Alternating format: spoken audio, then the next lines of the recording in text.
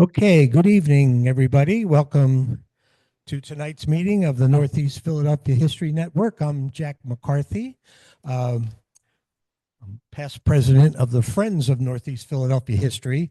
The Friends are the 501c3 organization that sponsors these meetings and all the other activities that we do, like the Northeast Philadelphia History Fair that we had a couple of weeks ago, which was extremely successful.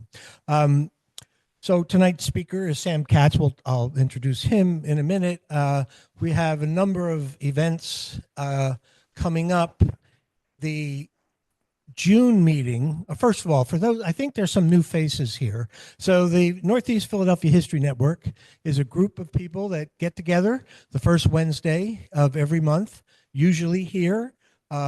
And for programs on local history and historical topics. The way we communicate with everybody is through our email list, and there's a sign-in sheet going around. So if you're not on the email list, make sure you sign that and with your email. And then the other way we communicate is through our Facebook page, the Northeast Philadelphia History Network Facebook page, and all our meetings and announcements are posted on there as well. So that's our way of keeping in touch with everybody. It's kind of loose. We're not like a membership organization, although we have thousands of active participants, but we don't have like a formal membership.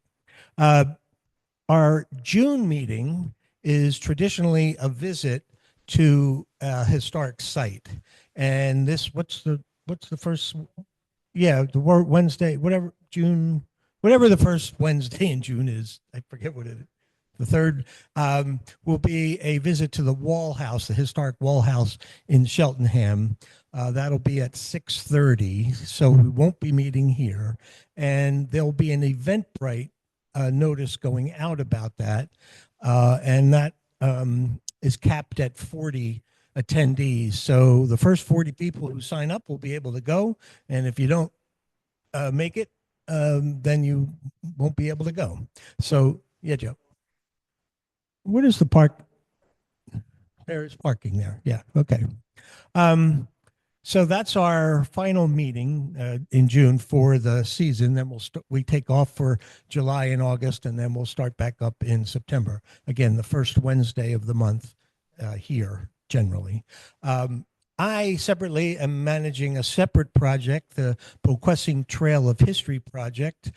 Many of you know about it, and we have a number of programs we're offering through that, all of which are free and open to the public. Also, you have to pre-register. This Saturday, we're doing a walking tour of the Boquessing Creek with the Philadelphia Water Department historian Adam Levine, but that's maxed out. We have reached our limit for the number of attendees, so if you haven't already signed up for that, too bad. And then on June 6th, we're doing a dramatic play, This Monstrous Law, Robert and Harriet Purvis and the Fugitive Slave Act. This is a really compelling story. In 1850, Congress passed the Fugitive Slave Law that required ordinary citizens to assist enslavers in capturing escapees and compelling them to do all kinds of other things. It was a pretty amazingly monstrous law, as they said. Robert Purvis, who was the great black abolitionist who was living in Byberry at the time, he and his wife, very active in the anti-slavery network and community, organized a meeting at Byberry Hall, the hall that's still there, to protest this law. And all the attendees, 38 of them, signed this resolution to utterly disregard this monstrous law that was written, and the resolution was published in the papers and everything. We're reenacting that. We're going to have the professional company of actors, a small group, portraying the dramatic events surrounding that meeting. That event is going to be in the Byberry Friends meeting house, which is not the hall that the original meeting was in, but is right next door. And that hall dates to, the meeting house dates to 1808. So it was there when the meeting took place. My friends here from the Byberry Friends meeting are been very supportive of our project all along, and we're really looking forward to that. That also is starting to fill up. And if you haven't registered for that and you want to go, you better do so soon. go to PoquessingTrailOfHistory.org to sign up for that. And there's flyers in the back about the event, and then there's a brochure for the overall Busing Trail of History project in the back as well. And then on June 27th, we're going to have a big event at the African American Burial Ground in Benjamin Rush State Park. This was a burial ground that Byberry Friends Meeting created in 1780 for area-free blacks and people of color, a final resting place for them. We have funds to restore and honor that burial ground, which we're going to do. Joe Mankiewicz, who's here today, successfully got that plot of land nominated to well, you were the main one. He got that listed on the Philadelphia Register of Historic Places. So we're going to have an event there. We're going to have live 19th century Black Philadelphia music by Frank Johnson, the great Black composer and band leader from Philadelphia in that time period. So a lot of cool events coming up. But enough about all that. Tonight's program is Sam Katz has been very active lately. You probably have seen him doing, he's unveiling his multi-part series of documentaries in pursuit on the history of Philadelphia. And I don't know what you're up to, 4 or 5 now you've unveiled, or 4, okay. One of which he showed at the History Fair a couple of weeks ago. But this is a whole other initiative he's been working on. I've been working on it with him. The Histories Collaborative of Philadelphia, the history community, the history network in Philadelphia is kind of fragmented and under-supported, under-resourced. And Sam created this new initiative to sort of create a new organization to help bolster the history community. I'll let him explain it all to you. But Sam's a documentary filmmaker, longtime active in politics and civic life in Philadelphia. But in recent years, he's been primarily an award-winning documentary filmmaker. So without further ado, I introduce Sam Katz. Oh, and by the way, we'll take questions at the end. We do that 2 ways. Those of you out on Zoom, put your questions in the chat. Everybody on Zoom, please mute yourself so you don't interrupt proceedings. And then you put your questions in the chat and we will field them. And then we'll alternate with questions on chat with live questions, and we'll hand you the microphone so that people in Zoom land can hear you. So that we'll do at the end. Okay, Sam. Thank you, sir. You gotta stand there. So. Good evening, everyone. Thank you for having me. Did you say I had a political career? Did I hear you say something like that? Didn't work out too well. Anyway, that's a laugh line, by the way. You can laugh at that. Thank you, Jack, and thank you, Maureen, for what you're doing for Friends of Northeast Philadelphia History. The fair I thought was terrific. I hope many of you got to be there. I was most impressed by the enthusiasm of people. We did show the 3rd episode of the series it's called Independence, and it's about the period 1760 to 1790. And I was amazed how many people were still awake when it was over. So, and it was really well received, and I thought the fair itself was terrific. So congratulations to all of you who are part of that, and to everyone who's trying to make Northeast Philadelphia history matter. Generally, I think the bigger problem is making history matter. And so I'd want to ask you, anybody who'd be willing to speak first, why does history matter to you? Anyone? I'm going to call on someone. That wasn't a laugh line. Go ahead.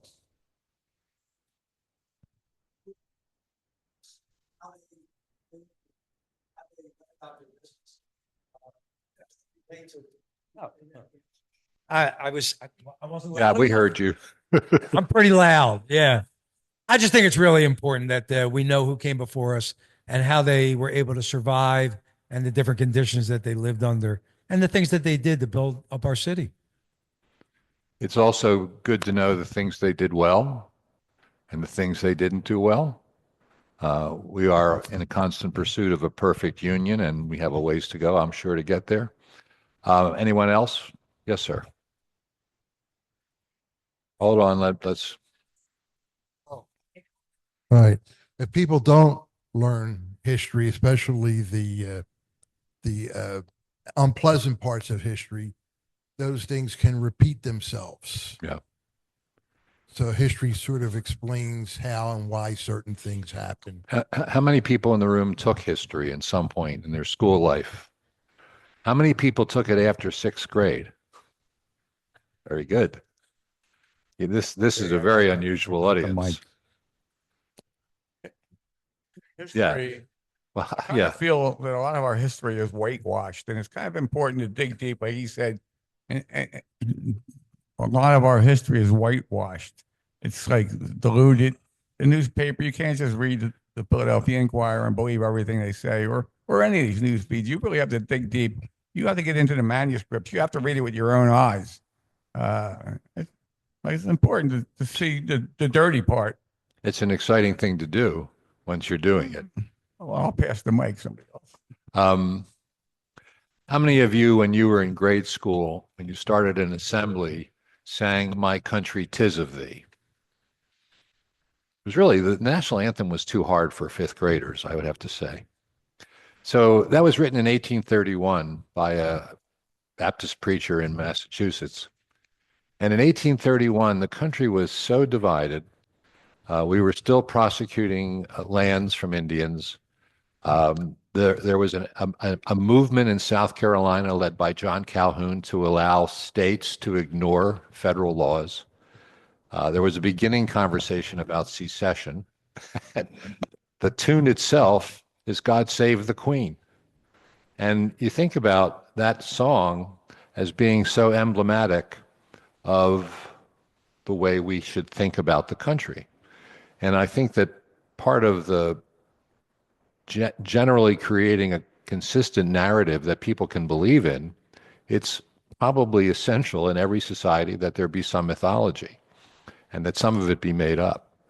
Unfortunately, in making stuff up or in perpetuating mythology, we end up missing what's there to be learned and what's there to be experienced. And so I just want to say about History Making Productions, we've been at this filmmaking of the history of Philadelphia for 18 years. If you'd have told me that I was going to spend the last part of my career in filmmaking, I'd have laughed at you and taken a bet. But as a result, we're getting good at it. And the most important part is that we're not overlooking the unpleasant stories. And I want to take one quick example. William Penn was a great man who had a brilliant mind, not a great businessman, but who foresaw the opportunity to create a colony, or whatever, a proprietorship in his case, in which the practice of freedom of conscience, of the ability to think and believe and pray in whatever way you wanted, not you had the option, it was required in the proprietorship of William Penn. One generation later, his sons, working with James Logan, were facilitating a complete fraud on the Lenape to take land all the way up to the New York State border. So I don't think I heard the walking purchase story that way when I was in third grade or fourth grade, whenever I was required to take Pennsylvania history. And so I agree with you that there's a real opportunity to find out what the great stuff that happened and the other stuff that happened. Anyway, as Jack mentioned, and I was here before and mentioned this, I'm not sure to the same audience, but in doing this work, I've interacted with virtually every historical site, home, park, garden, library, collection, archive, you name it, museum. And what I've observed is that when Philadelphia wants to promote itself to the world, the images that it conveys usually are Benjamin Franklin, the Liberty Bell, Independence Hall. It's the history brand. It's not Stephen Starr. It's not a neighborhood. It's it's not even sports. Having said that, I do want to show you a picture. I mentioned this at our meeting of the Histories Collaborative, which I'll talk about, which I saw at the Philadelphia airport a couple of weeks ago. And I'm sitting there with my grandchildren. We're about to go to Colorado to see the Phillies play. And I look up where history happens. This is great. What a great message. And yeah, we have a tremendous basketball history. And what a golf history. And by the way, soccer, I never even heard of it till my kids were born. And baseball. And this is the message. And what this says to me, and I think should say to everyone who feels strongly about the sustainability of our historical infrastructure, if you will, and that's all of it, both human and physical, of the preservation of who we are and where we came from and what our communities were before they were what they are. Anyway, so I'm going to go back to the start of this. Of course, right away I messed it up, but I'll get it back. There you go. I have a few skills for the old man. That's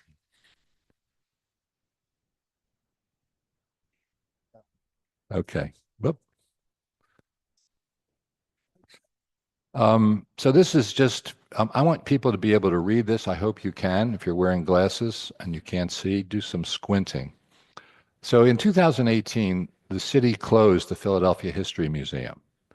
Almost on the heels of that, the Historical Society of Pennsylvania laid off 30% of their staff, and the National Museum of American Jewish History went bankrupt.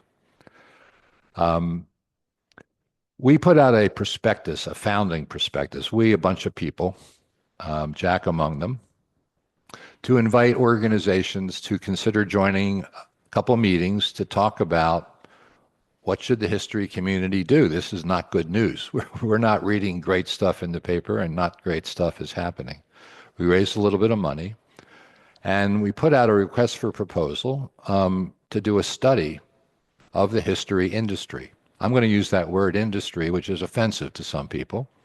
But if you think like an industry, you're thinking about how you're going to make money, how you're going to survive, how you're going to keep your market, how you're going to do all the things that a company has to do. You're not going to do them for profit. You're just going to do them for the good outcome. So one of the things that they found was that there were 139 active history organizations in Philadelphia. That was there are actually 300 or more in the census of history organizations, but we could only find 139 of them. It's a lot. There were big holes here, South Philly and Cobb's Creek. When I say big holes, I don't mean what that sounds like, but that the concentration of organizations and sites was more dispersed because there's more land, et cetera. Most of them identified getting citizens engaged. How do they collect audience demographics? And only a very few had a digital footprint. Now, you can't, we're all older for the most part in here. There are some younger people, but that digital footprint is important to us, but to younger people, it's the be-all. It's being able to talk, not just by having a website, but by being able to communicate to people where they are, which unfortunately is increasingly on their phones and on their apps and on their social media accounts. So all of them reported that they were doing something to collaborate with some others. So all of this stuff, this is my big overview at the beginning. History was at the bottom of the arts and culture food chain, simply put. The city's history mentality was overly 1776 centric. It remains so. All of the smaller history organizations, not the Museum of the American Revolution or the American Philosophical Society, are financially distressed. All of them. As I mentioned, we've fallen to the bottom rung of the food chain, and there have been past efforts to organize the histories community, but never sustained. I love this picture. I was going to show you a film to show you all of the history organizations in 7 minutes, played to the tune of Love Train. It's a good 7 minutes, but not tonight. I'm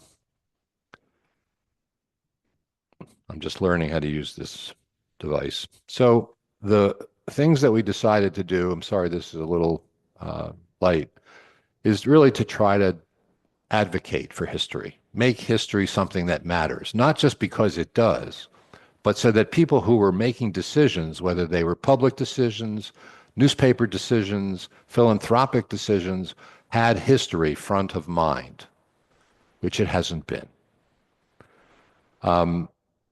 We want to see more cross-organizational engagements, like the one that was just described between the Meeting House and Pocassin Creek. So the more of that, the better. And the more of that, the more enthusiastic will be both the press, the elected officials, and philanthropy. And lastly, of course, is to make histories matter. Now we're using a word, histories, which is not often used. And you could also argue the word should be herstories, but we're talking about including everybody's own backstory because it's different for all of us. You know, some of us came from Europe, and some came from Africa, and some came from Asia, and some came from the South, and we are all different, but we all have histories.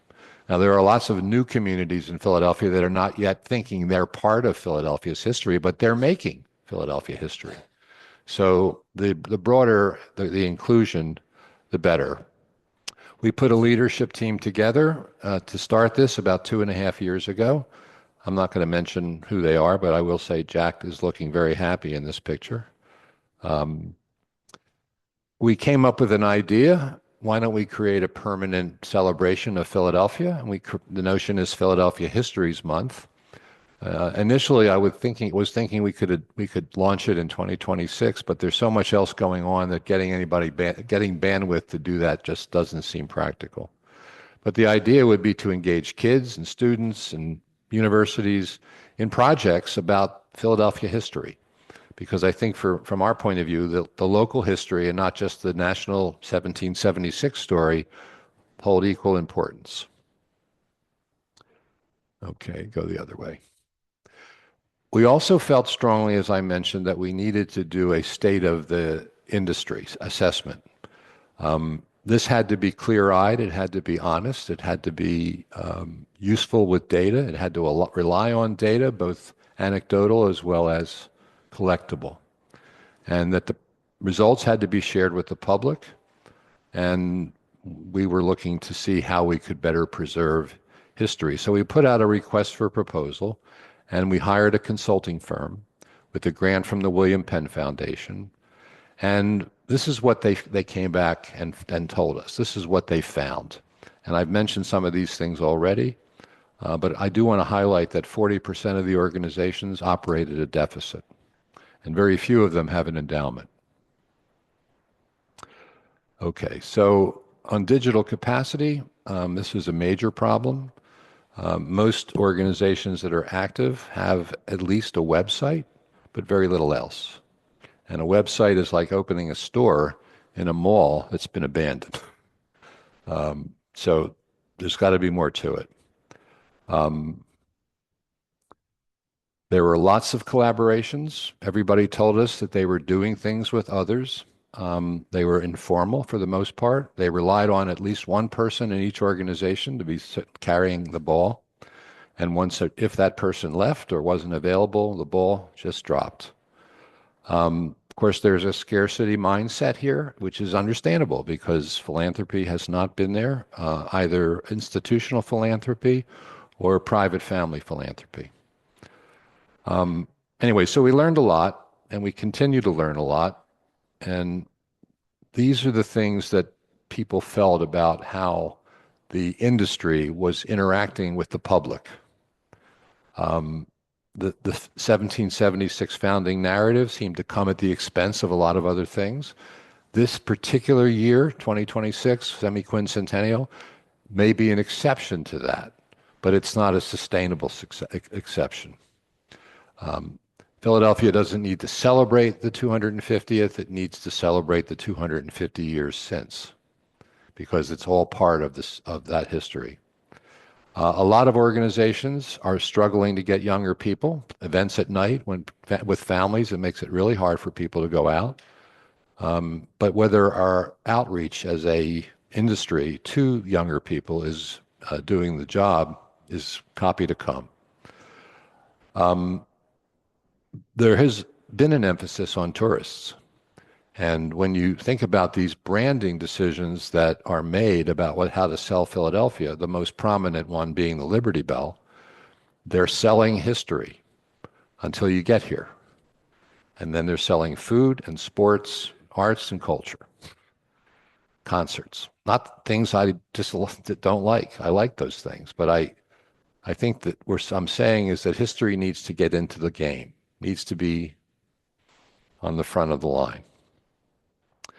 A lot of organizations are doing things to diversify because the city is very different than it was 50 years ago.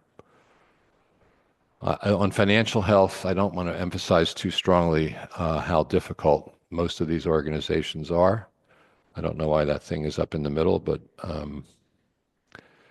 running a deficit year after year is very demoralizing.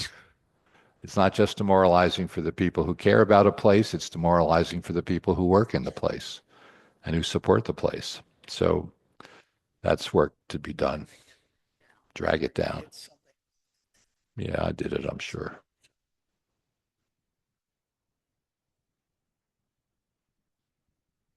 Okay, thank you. Anyway, there's a lot of work that was done, and I don't want to get into too much of the weeds, but there were 2 phases to the study, and I think it's important to note that in phase 1, we had 40 interviews, one-on-one interviews. In phase 2, we had another 15 one-on-one interviews and about 35 people in focus groups, representing a very broad cross-section of the city and a reasonably broad cross-section of types of organizations. Wasn't perfect, but obviously we were doing this as the federal government's policies towards history were changing. Executive orders about what was and what isn't history is pretty much a new thing. And having a Department of Interior with a national park central to the semi-quincentennial deciding to change what was in that park was a wake-up call, I think, to a lot of people. So while we're trying to figure out how to elevate history, we're actually in a moment of time when we actually are fighting to keep history and keep it that it matters and tell it in the way. And I want to say something about the slavery exhibition at 6th and Market.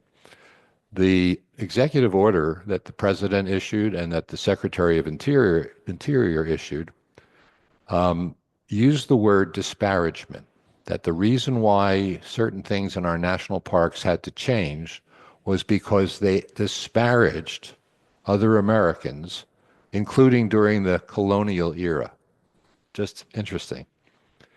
So in order to give the South sufficient representation in Congress, there was a compromise to count slaves as 3/5. So that allowed the populations of Georgia and South Carolina, North Carolina and Virginia to be, and Maryland, to be much larger than would have been the case if only white people were counted. There were 9 people who lived with the Washingtons. Well, there were 3/5 of 9 people living with the Washingtons. And who was disparaged by having the slavery exhibition torn down? Was it the Washingtons? Or was it the Washingtons who were being disparaged for being slave owners? Well, we all know that they were slave owners. And at some point before Washington died, he wanted to manumit his slaves. But they were mostly his wives' slaves, his wife's slaves, Martha's slaves. So I think when we look at these stories, we have to look at both sides of it. The Washingtons were incredibly important. They're human, and like the rest of us, flawed in some ways. William Penn owned slaves, brilliant guy. His vision and aspirations for his colony were unlike those of any of the other colonies. And that's one of the reasons why this became the capital, was because it was an enlightened place. and Penn's learnings and teachings were enlightened. Anyway, I don't want to do too much history. I'm trying to stay on cue here. I mentioned the federal threat. What they told us, and there was a lot of unanimity, was they wanted an entity, in this case HCP, Histories Collaborative of Philadelphia, to serve as a sector-wide backbone organization to provide certain services and support, but which wouldn't be duplicative, wouldn't overreach, and would build capacity without competing with organizations who we're trying to represent. That specifically, we needed to have regularly scheduled convenings, a shared agenda of advocacy and professional development, and help navigate the power imbalance between large organizations and smaller ones. So there are some pretty hefty aspirations, and that it would be lean, that it would have a budget of approximately $200,000 a year. So I'm going to get to the end here and tell you that after 7 years of doing this, there's not a very happy crowd tonight. I mean, usually people laugh at things I say. 7 years, can you? I mean, that's ridiculous. After 7 years of doing this, and by the way, my wife and I have a place in the mountains of north central Pennsylvania, and I would have these Zoom meetings with people during COVID, and people were yelling at me because there was a lot of emotion. There was COVID, the insurrection, George Floyd, and Connie would say to me, "Do you need this?" Meaning, do you need what she heard was people upset and emotional and aggravated, and I had to keep the boat from sinking. And I said, yes, I do need this. I need to hear what people are saying, because that's one of the problems that we have, is that we're not listening to other people. Anyway, long story short, we met on April the 13th at the Carpenters Company at Carpenters Hall. I thought that was a pretty symbolically important place to meet. That's where 12 of the 13 colonies met and the First Continental Congress. And the body agreed to establish the Histories Collaborative as a 501c3 without a fiscal sponsor, to form a board of directors, to execute on an advocacy mandate, a mandate to try to balance and reframe as much as organizations can and want to the historical narrative, to begin a search for a full-time director. My title is Chief Collaborative Officer. I think that's what the title will be of the person who replaces me. We're going to convene. We've convened most of a working group, which will be reporting back in 60 days on how to develop the governance, a work plan, and fundraising strategy to get this off the ground. So that's the story. I'm happy to take your questions.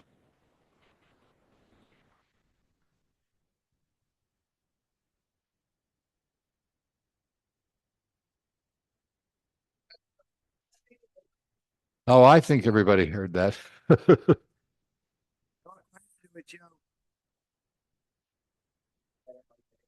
I don't like city council. I don't like. Okay, but don't tell us about that.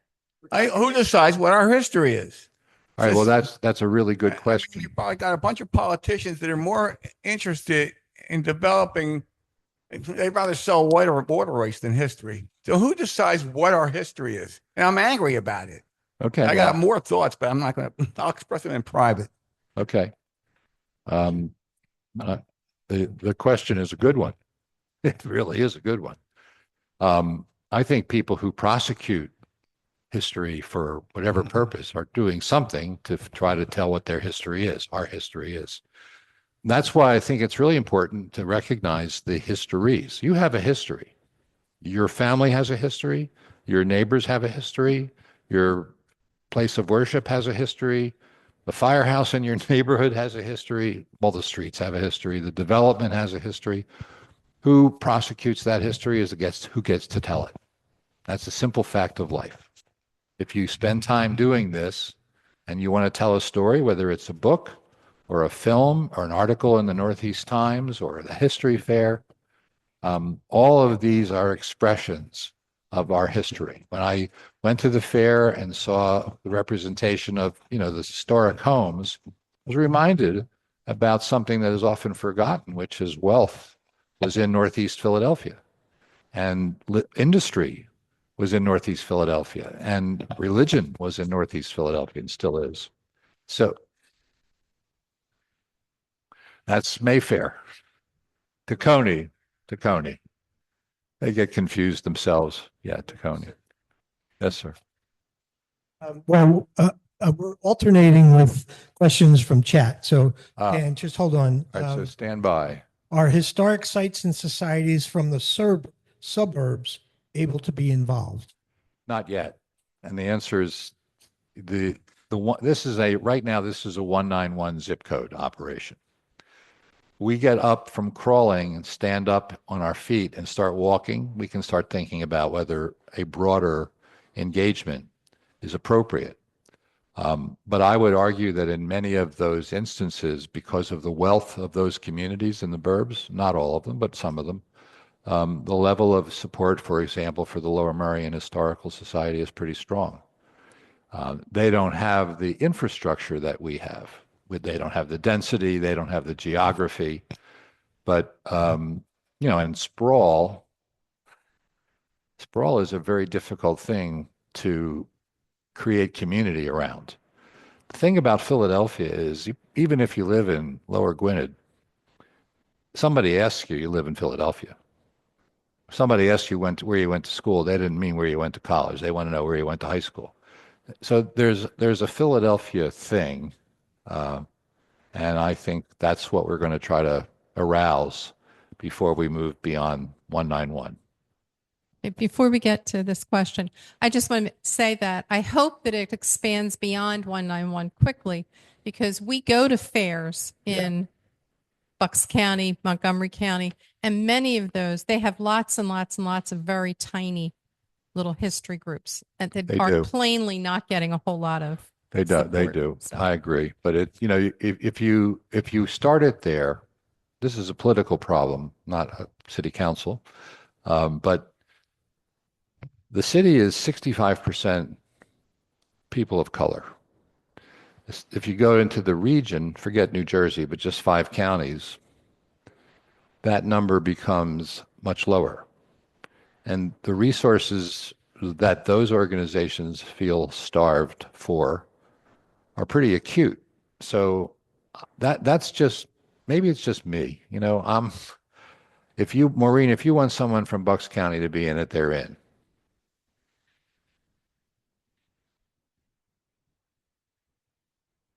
Go ahead, Dan. I'm a member of probably a half a dozen historical groups in the area. Right. I try to attend all their meetings, and some of them I'm an active volunteer. There are 2 things that are common among all of the groups that I attend. One, there's very few young people, and I'll say 35 and under, virtually none. And 2, there are virtually none or very few minorities attend those meetings. This may be beyond the purview of what you're trying to accomplish, but do you have any goal or aspiration to try and bring in young people or minorities into the fold of what you're trying to do? Yes, I do. That doesn't mean that I'll know how. I do have to say, though, that as someone whose interest in history really became pretty significant when I was 57, not when I was 37. I was too busy raising kids and working. But I think as we grow older, with more wisdom and more appreciation for things that we didn't appreciate when we were younger, I believe people become more interested in history as they get older. They also have more time for it. How do you get young people involved? So in our social media campaign for In Pursuit, the documentary film series, we're contemplating something. We haven't decided to do it, and so I should not be talking about it in public. But we're contemplating shooting a woman who would purport to be Betsy Ross, We wouldn't see her face, but she would be sewing a flag, and one of the filmmakers would be on the other side learning how to sew a flag, and we would put that on social media as humor. Humor. That's one way to get to young people. And on less on Facebook, more on TikTok and what's the other one? Instagram. Yeah, you see the problem. To do that isn't just haphazard. That's called communications. It's a strategy. And if the entire histories community is being supported by a social media strategy designed to promote not just this one, but all of them in a way that people who are on Instagram and TikTok, which I don't know if you are, but I'm not, will see. And that's really the first. If you're trying to sell a product, you have to put the product in front of people. And you can't buy TV ads. We're not in a position to do that. So how do you do it? And by the way, how you do it at first, you probably won't do it well, but you're learning how to do it. And that's really one of the things that I would say for the most part, the histories community doesn't know how to do. Do some of them? Yes, some of them do. But getting people to come out at night to go to events, to go to talks and movies and things like that, it's a lot. it's Well, in our case, with history, with In Pursuit, we've had a lot of institutional showings, including at the Northeast Philadelphia History Fair. We're doing one very shortly at Mother Bethel AME Church in on 6th and Lombard. But we're going to try to do movie nights in Black neighborhoods. And a movie night is, you can't start it until dusk. And we'll provide the food, some chairs, but you bring your own chair. And we're going to try lots of different ways to engage communities that are largely maybe not comfortable coming to the Pennypack Baptist Church. Maybe not comfortable sitting in a room of 60 white people, and vice versa. So I think it's really hard work, and you have to be willing to put in the work to get something, to overcome a major obstacle that you have correctly identified. Yes, ma'am. Yeah. Oh, you. Where's Maureen? Okay. Well, I want to just do the one online. So there were a number of comments, and I'm not going to read them all, about the suburbs and their ability to participate and how disappointed some people are about that. Several comments. Well, now you know why I don't get elected.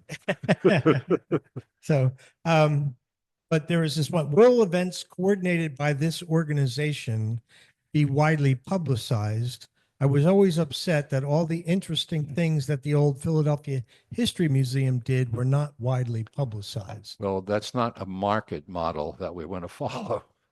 I mean, the Philadelphia History Museum, I don't have any qualms about saying, did not tell the story of Philadelphia very well.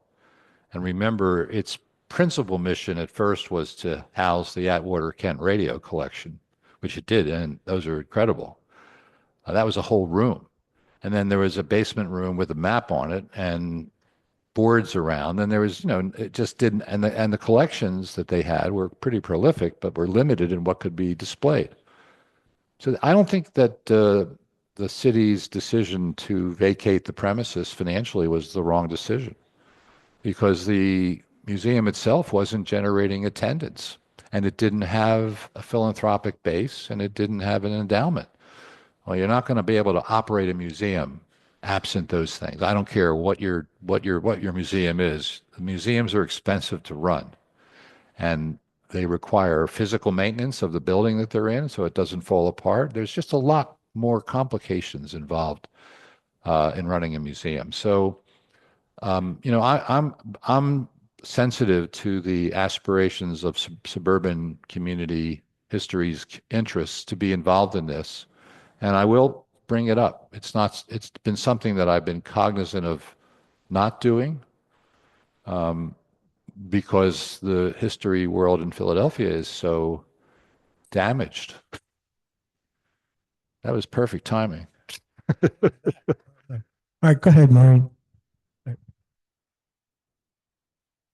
Hi, Sam. I wanted to thank you for coming tonight. You're actually going to be coming to the Ryers Museum I am. in September, and the Friends are, i.e., I'm the president here, are Thank you. thanking you for coming in September. Perhaps if you want to consider reaching out to the younger generation, I know you were saying TikTok and Instagram. Yes, I fully agree with that. How about some of our young members that are in college, our history majors? Maybe tap into them. I have a gentleman that I've actually been in touch with, believe it or not, at my favorite ice cream shop. I see him once a week, and he's taking up history as his major in college. Perhaps maybe go that avenue. Well, first of all, thank you for having me, and I'm looking forward to being there. One of the things that I think is going to be really important is to try and find ways that we can get people engaged in doing something, okay? Not just coming to something, because the difference in generations of passive participation, not that you're passive because we're talking, but that you have to go and do something, and taking in information and knowledge and experience is very different. And our younger generation's capacity to do what we do the way we do it is different.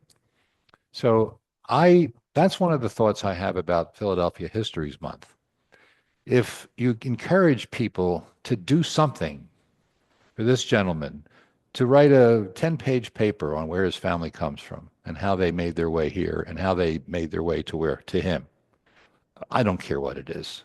Any school, any teacher who wanted to get, whether the university level or the junior high school or middle school level, I just dated myself, to get kids to do something, even if it's just their own neighborhood, and especially if it's just their own neighborhood. But that's how I see active as being critical to building a bridge to long-term engagement.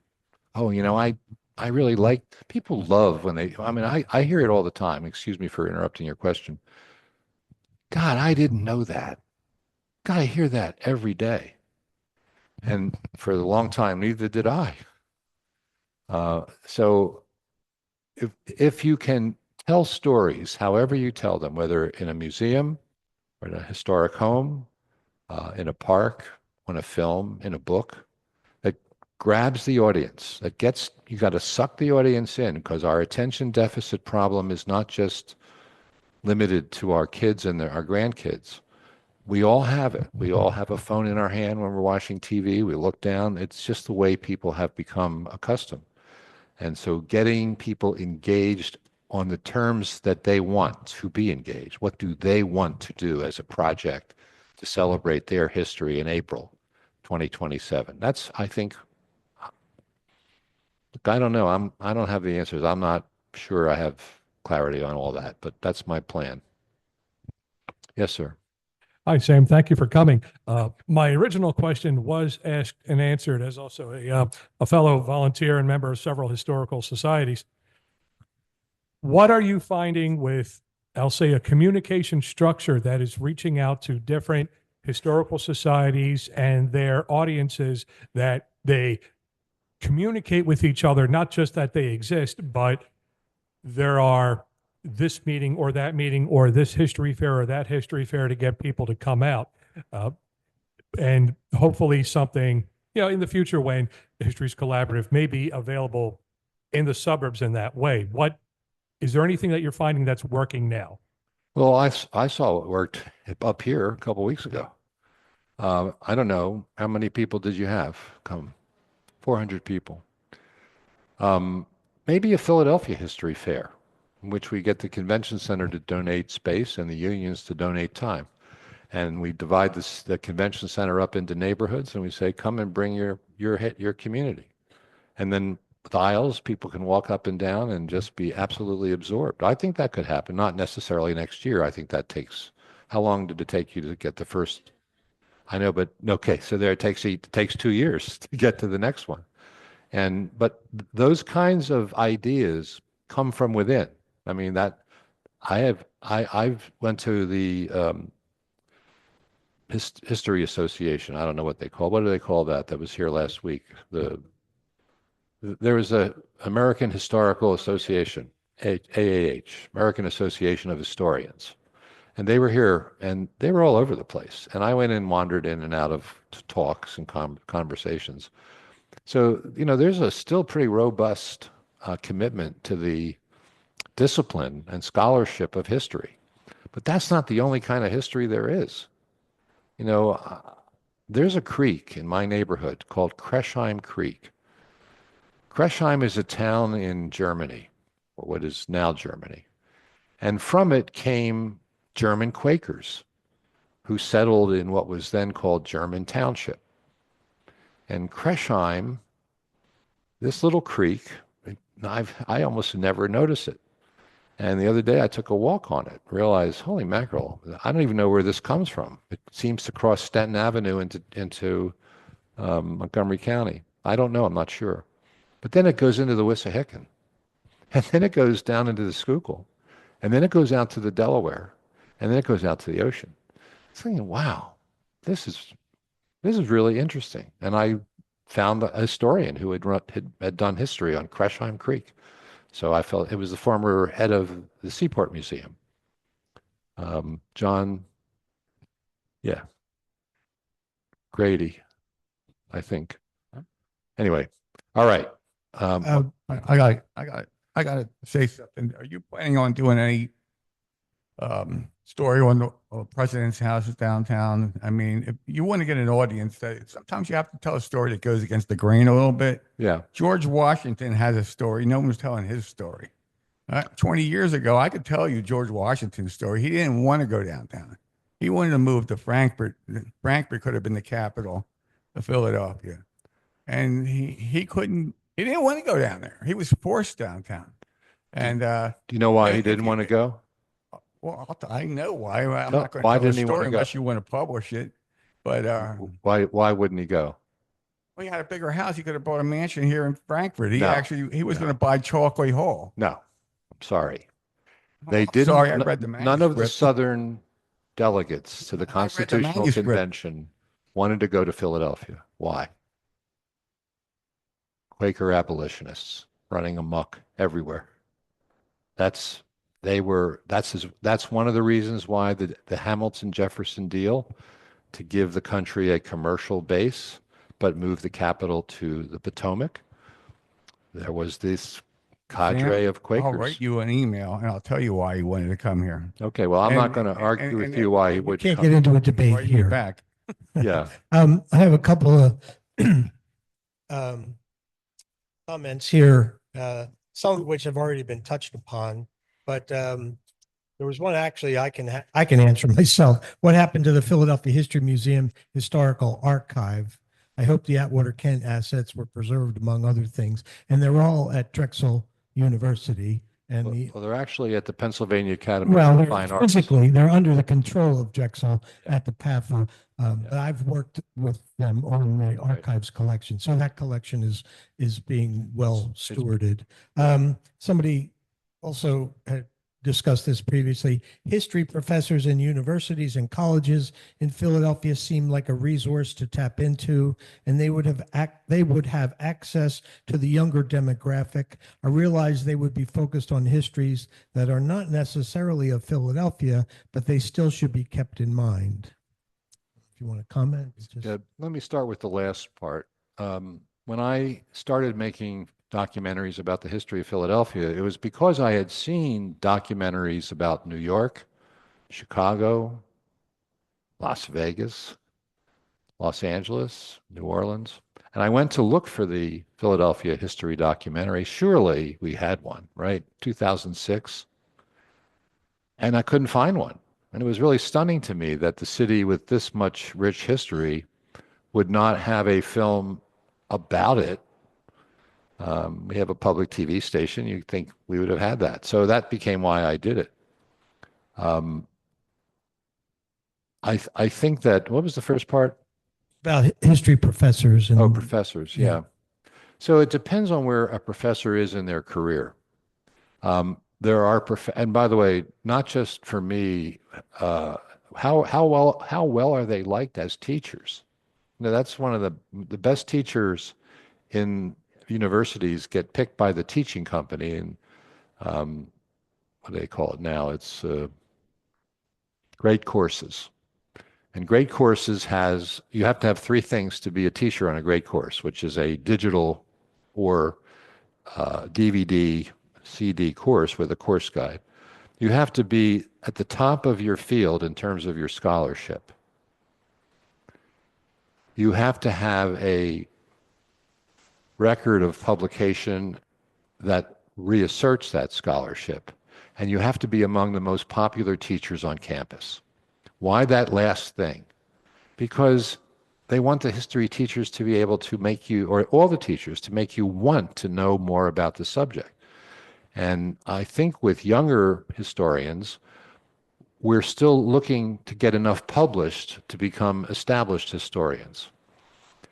Getting students in universities to do things is something I have no current knowledge of or experience with.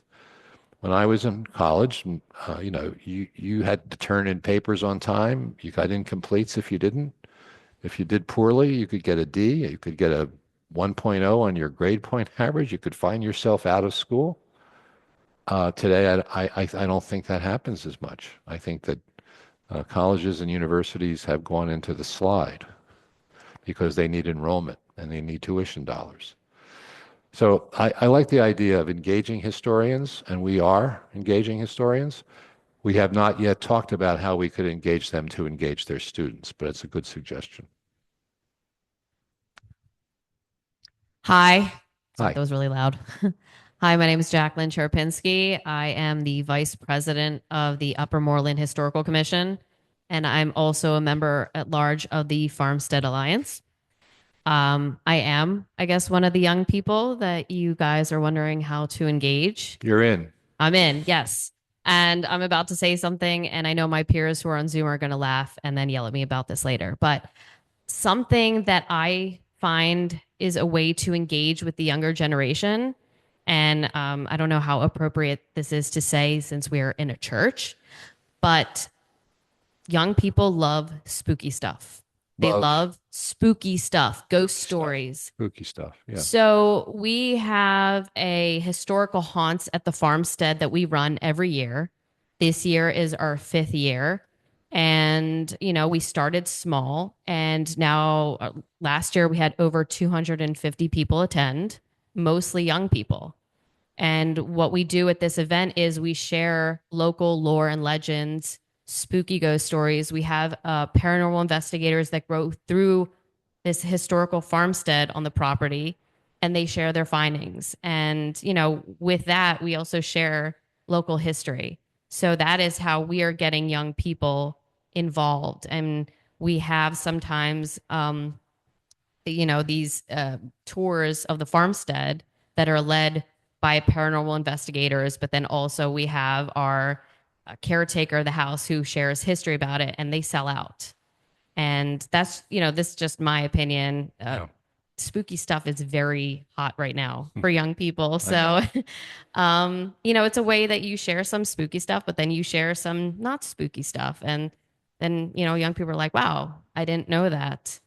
And in addition to that, I also work in the film industry. So I'm trying to bring the film industry to Upper Moreland, and that is also how we're engaging the younger generation.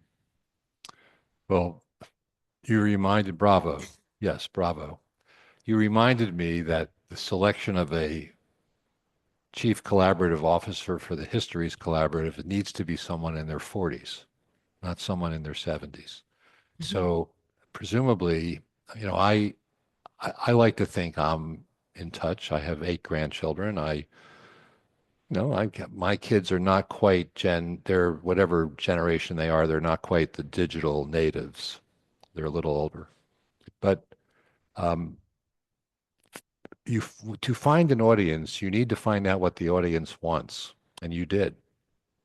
And to me, that's the key to anybody's finding success. Now, in the world of history, you also have to be true to the best of your capability to the real story and not just the one that makes kids laugh. But I think making people laugh is a great way to get their attention. As you saw, I failed at that earlier this evening. I continue to fail at it as we continue. But I'm entirely in sync with what you just recommended, and I'll make sure that people hear about that, and maybe we'll carve out a space for Upper Moreland. Yeah, that'd be great. Thank you. I will answer one quick question here and then ask another one. How can we get copies of recording of this? All our programs are posted on our Facebook page a couple of days after. So whoever is asking that question, just go to the Northeast Philadelphia History Network Facebook page, and sometime in the coming week, this program will be posted there. The other question, and this is another one we already discussed. Has there been any outreach to any minority groups to gain their involvement?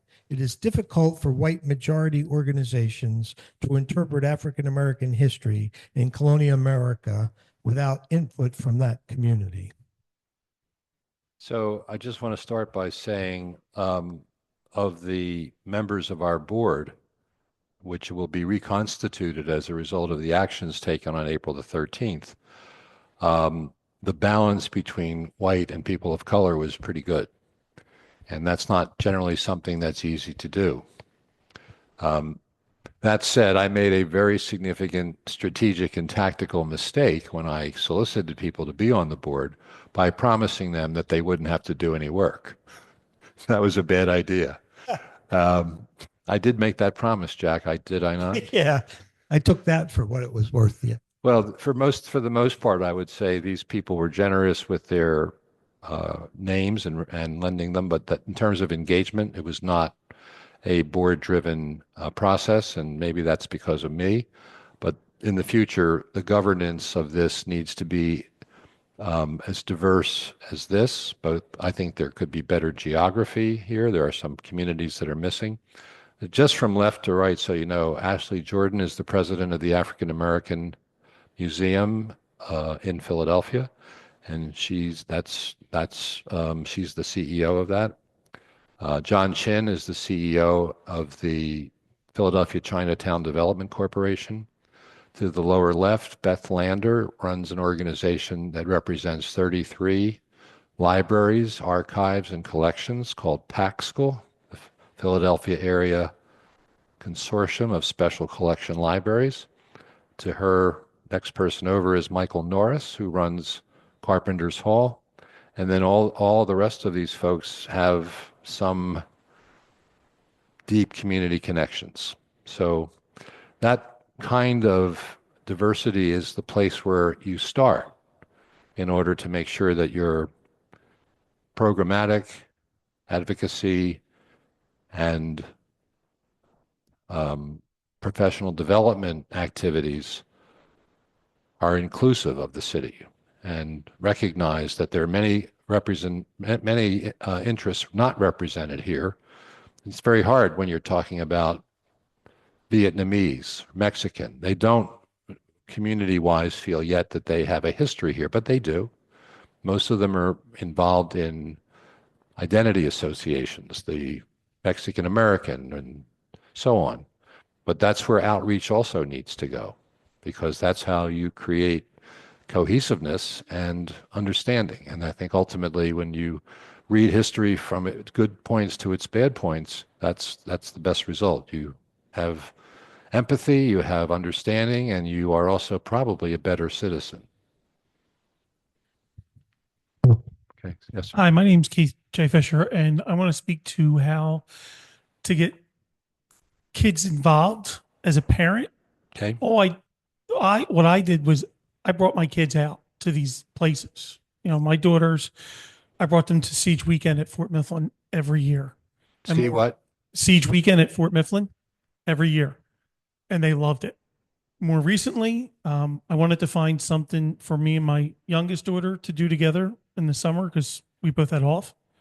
Instead of sitting around the house, we went down to Laurel Hill Cemetery, and found interesting stories that we were interested in, and it led to us creating a column on my website called "Not Fade Away: Forgotten Stories of Philadelphia." For you. And she, in particular, is a huge fan of Titanic, as any young girls would be with Leonardo DiCaprio in the movie. But she found survivors there that spoke to her basically, and she wrote their stories. And I continue to write stories that I find very interesting that most people forget about because they're too busy focused on things that are down in Independence Park. I think your message is really important, which is maybe one way to get kids is to get their parents and give their parents a reason to bring their kids. And both of you, thank you for your comments, and they hopefully will be infused into what comes next. Okay, we're about to wrap up. Are there any other questions or comments? No, we have a number of questions online, but we just don't have time to get to them. So, but the recording will be made available for those who want to see it again. I think Fred and Maureen have some final announcements. We want to thank Sam for alerting us to this great new initiative. And he's Thank been you. in the Northeast twice in the last couple of weeks. I want to say that whenever I hear that I've been recorded, I'm reminded by how lucky I was that there were no such things as recordings when I ran for Yeah. mayor. I had very loose lips, as I recall. Thank you all very much. right, It was thanks, a pleasure Sam. to be here.